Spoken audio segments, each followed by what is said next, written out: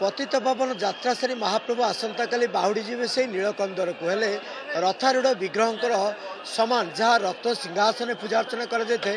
रथारूढ़ विग्रह रथ उपरे पूजार्चना कर खाली एतिकी रथ सिंहासन महाप्रसाद लगी होता है किंतु रथ उपरे सुकिली भोग लगी होता है। ये भी तमाम प्रसंग आलोचना करने मो सहित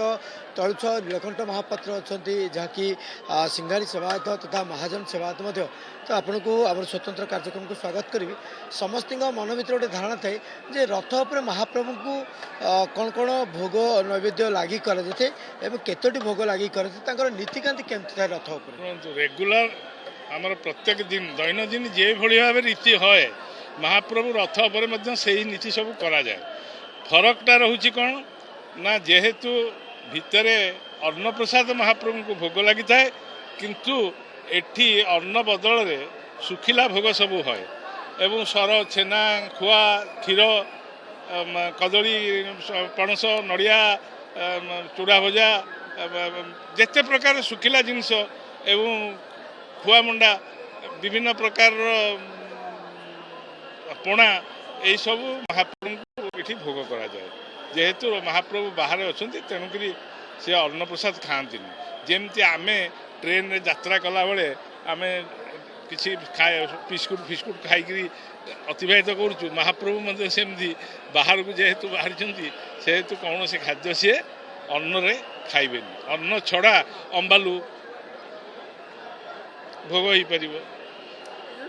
माने जहाँ कि कहुए सकाल मंगल आरती ठारू जहाँ रात्र पहुड़ पर्यंत रथ पर कौन कौन नीति थाए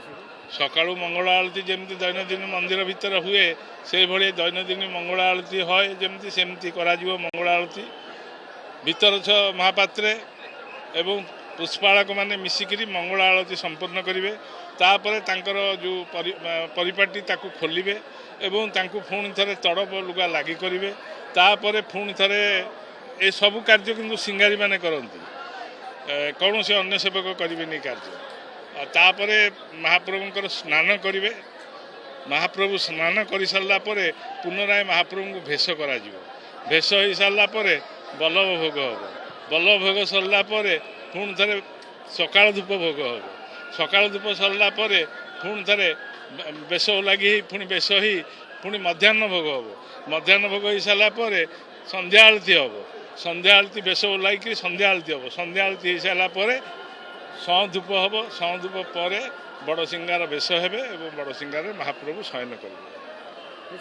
प्रतिक्रिया नौले ये तलुछ नीलकंठ महापात्र जे कि वरिष्ठ सेवायत तथा महाजन सेवायत और सिंगार सेवायत दुईटी तलुछ दुईटी सेवा कर तेरे रथ उपर समस्त गोटे धारणा थाए रथ उपर महाप्रभुंर नीतिकांति केमती करा जहाँकि मंगल आरती ठार आरंभ करी बड़ सिंगार बेश पर्यंत क्यों क्यों नीति अनुष्ठित होता है तमाम प्रसंग में आलोचना कले कहुए रत्न सिंहासन जो सब नीति अनुष्ठित होता है ता रथारूढ़ विग्रह समान स्थिति समान ढंग से समस्त नीति करते खाली एतिक फरक थे रत्न सिंहासन महाप्रभुंर महाप्रसाद लगी करते किंतु ये सुखिली भोग करते कहीं महाप्रभु जेहेतु पतित पावन यात्रा बाहर महाप्रभु जेहेतु नवदिनात्मक घोष यात्रा बाहर से ही दृष्टि या देखा लक्षाधिक श्रद्धालु श्रीक्षेत्र को सुओ छुटी थाए महाप्रभु समस्त मानवीय लीला को।